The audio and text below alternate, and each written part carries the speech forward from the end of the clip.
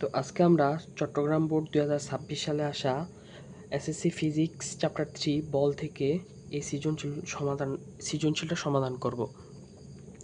তো আমাদের উদ্দীপকে বলা আছে যে 6 মিটার পার সেকেন্ড বেগে গতিশীল 3 কেজি ভরের একটা বস্তুর উপর 60 নিউটন বল 10 সেকেন্ড ধরে ক্রিয়া করে এবং পথের ঘর্ষণ বল 5 নিউটন। অর্থাৎ এখানে আমাদের ঘর্ষণ বল দেওয়া ছিল, তার বেগ দেওয়া আছে, তার ভর দেওয়া আছে, তার উপর প্রযুক্ত বল দেওয়া আছে এবং সময় দেওয়া আছে। তো গতে বলা হয়েছে যে বস্তুর গতিঘর্ষণ ন্যূনাঙ্ক কত। তো গতিঘর্ষণ ন্যূনাঙ্ক বা ঘর্ষণ সহগ একই কথা, অর্থাৎ মিউ কে, যেহেতু গতিঘর্ষণ বলছে, আর স্থিতি ঘর্ষণ হচ্ছে গিয়ে মিউ এস। তো মিউ কে সমান সমান আমরা একটা সূত্র জানি যে মূলত সূত্রটা হচ্ছে গিয়া এটা যে ঘর্ষণ বল এফ কে ইজুকালস টু মিউ কে অথবা এস, যেহেতু এখানে গতিঘর্ষণ, তাহলে মিউ কে ইন্টু ডাব্লু বা এমজি। ওকে, তো এখান থেকে আমাদের লাগবে মিউ কে। তো আমরা মিউ কে লিখতে পারি mu K equals to F K by MG. তো এখানে আমাদের দেওয়া ছিল কি কি দেওয়া আছে, আমাদের অবশ্যই ভর দেওয়া ছিল 3 কেজি, ঠিক আছে।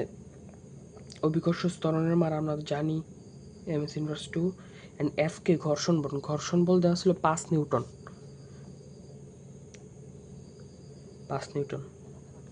এখন আমরা মান বসাই দিই।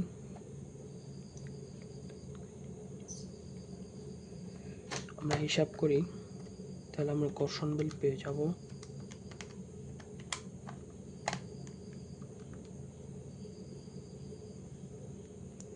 তো আমাদের ঘর্ষণ বল আসতেছে 0.170, যেহেতু ঘর্ষণ বল না, ঘর্ষণ ন্যূনাঙ্ক, এটার কোনো একক নাই, তাই এটাই হবে অ্যান্সার। তো ঘতে আসলে মূল প্রশ্ন আমাদের ঘতে বলা হয়েছে যে উদ্দীপকের বস্তুটার 10 সেকেন্ড পর অর্জিত বেগের 3 গুণ বেগ পেতে হলে, অর্থাৎ 3 পেতে হলে বলের কি পরিবর্তন করতে হবে। অর্থাৎ আমাদের এখানে বল চাইছে, বলের মান। তো আমরা উদ্দীপকটা আবার পড়ি যে 6 মিটার পার সেকেন্ড বেগে গতিশীল 3 কেজি ভরের একটা বস্তুর উপর 60 নিউটন বল প্রয়োগ 10 সেকেন্ড যাবৎ করা হয়েছিল এবং পথের ঘর্ষণ বল ছিল 5 নিউটন। অর্থাৎ 10 সেকেন্ড যাবৎ 60 নিউটন বল প্রয়োগ করা হয়েছিল, ঠিক আছে। আর এখানে ঠিক একইভাবে বলছে যে 10 সেকেন্ড পর অর্জিত বেগের 3 গুণ বেগ পেতে হলে বলের কি পরিবর্তন করতে হবে। তো এখানে আমাদের দুইটা অবস্থা, এক স্বাভাবিক অবস্থায়, অর্থাৎ উদ্দীপকের মতে উদ্দীপকের এই 10 সেকেন্ডে যেই বেগটা বের হবে, সেই বেগের 3 গুণ বেগ পাইতে হলে আমাদের বলের কীরূপ পরিবর্তন হবে। তার এজন্য আমাদের সর্বপ্রথম আমাদের আসল বেগটা বের করতে হবে, এরপর আমরা 3 গুণ বের করব এবং সেই বেগকে বেস করে আমরা বলটা বার করব। তো আমাদের বেগ তো লাগবে, আমরা এই পাশে গেলে এখানে দেওয়া আছে কি কি, আমাদের দেওয়া আছে। আর বেগ বের করতে হলে অবশ্যই আমাদের এই ফর্মুলা খাটাইতে হবে, ইউ প্লাস এটি। তো এখানে আমাদের আদিবেগ দেওয়া ছিল 6 মিটার পার সেকেন্ড, ঠিক আছে। সময় দেওয়া আছে 10 সেকেন্ড। এখন আমাদের ত্বরণটা লাগবে। তো ত্বরণ বের করতে গেলে আমরা একটা সূত্র জানি, যেহেতু এখানে আমাদের ঘর্ষণ আছে, প্রদত্ত বল আছে, ঠিক আছে। তো এফ প্রাইম ইজুকালস টু, অর্থাৎ কার্যকর বল হবে প্রযুক্ত বল বিয়োগ ঘর্ষণ বল। এখানে আমরা লিখতে পারি আমরা জানি। তো অবভিয়াসলি এই কার্যকর বল, অর্থাৎ যেই বলটা আসলেই কার্যকর হইতাছে, সেটার এম এ হয়, অর্থাৎ সেটার ভর ইন্টু ত্বরণ হচ্ছে গিয়ে এফ প্রাইম বা কার্যকর বল। এফ হচ্ছে গিয়ে যেটা আসলে প্রয়োগ করা হয়েছে। তো প্রয়োগকৃত বল ছিল এখানে আমাদের, আচ্ছা এখানে আমরা লিখে নিই কী কী দেওয়া ছিল। প্রযুক্ত বল ছিল F1 ধরি আমরা, যেহেতু আমাদের আরেকটা বল বের করতে হবে। প্রশ্নে বলাই হচ্ছে যে বলের কিরূপ পরিবর্তন হবে, অর্থাৎ বলটাই চাইছে আমাদের। তো F1 সমান আমরা ধরতে পারি 60 নিউটন।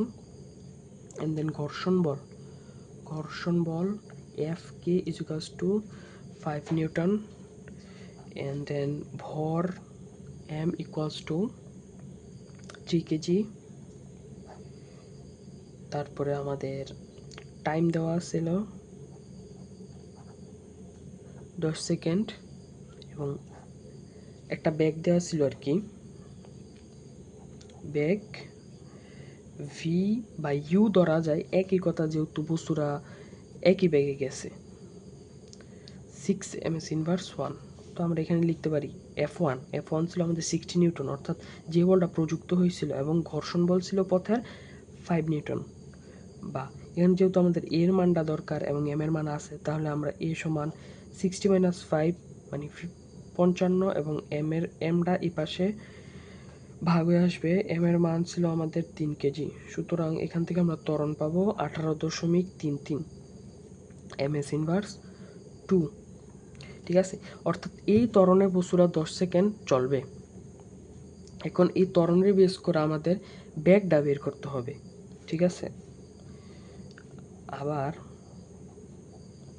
b = u + at। আচ্ছা, আমরা এই সূত্র ইউজ করলাম কেন? কারণ আমাদের এ বের করছি আমরা, অর্থাৎ এত ত্বরণে বস্তুরা 10 সেকেন্ড চলবে, এবং এখান থেকে আমরা বেগ বের করতে পারবো। 10 সেকেন্ড বলা আছে টি, এবং আদি বেগ দেওয়া ছিল 6 মিটার পার সেকেন্ড। এখন আমরা মান বসাই দিই 6 + 18.33 ইন্টু 10 সেকেন্ড। এটা আমরা হিসাব করি, 6 + 18.33 ইন্টু 10, 189.3 ms ইনভার্স 1। এটা হচ্ছে কি আমাদের স্বাভাবিক অবস্থায় উদ্দীপক অনুযায়ী যে বস্তুরা এত বেগে চলবে। এখন আমাদের প্রশ্ন বলা হয়েছিল যে 3 গুণ বেগ পেতে হলে, তো এখন আমরা লিখব যে এখন, অর্থাৎ এটার 3 গুণ, এটার সাথে আমরা 3 গুণ করব, দেখি কত আসে। এখন অর্জিত বেগের 3 গুণ বেগ হলো অর্জিত বেগের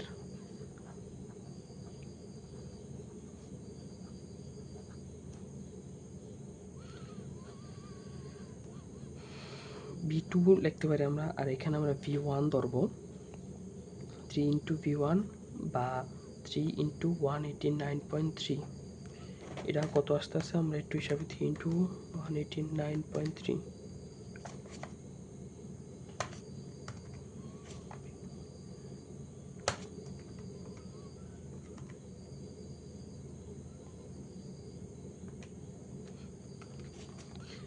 (567.9 ms ইনভার্স 1)।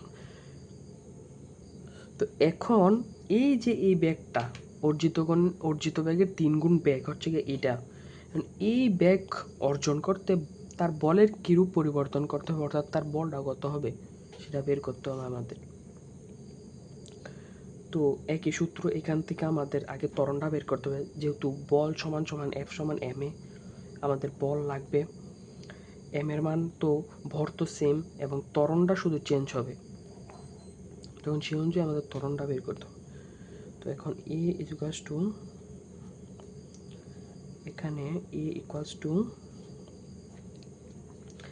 এই সূত্রটাকে আমরা রিক্রিয়েট করে লিখবো আর কি। তাহলে এটার যদি আমরা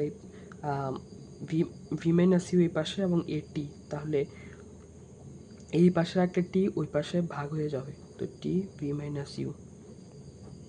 ভি কত, যে অর্জিত বেগ এত 567.9, এবং আদি বেগ ছিল এই যে এটা 6 মিটার পার সেকেন্ড, অ্যান্ড টি সময় কত ছিল 10 সেকেন্ড। এটা কত আস্তে আস্তে একটু হিসাব করি আমরা,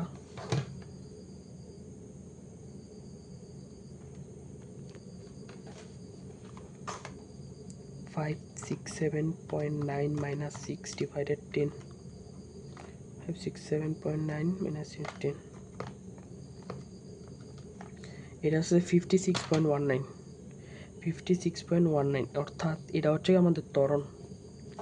তো এখন আমাদের চাইছে বল, তো সুতরাং F সমান ma, m কত 3 × 56.19, এটার সাথে আমরা 3 গুণ করে দিলে আমরা পাই 168.57, 168.57 নিউটন। অর্থাৎ আমাদের অর্জিত বেগের 3 গুণ বেগ পেতে হলে এই বলটা প্রয়োজন।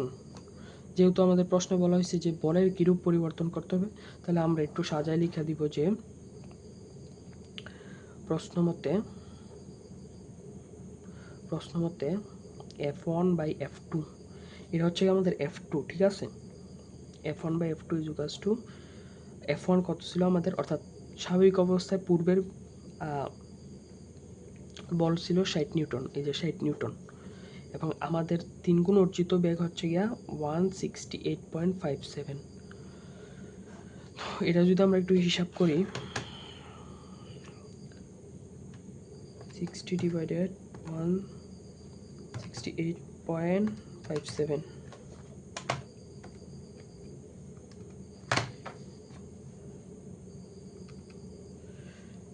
আমরা লিখতে পারি F1/F2 = কি 0.355/1।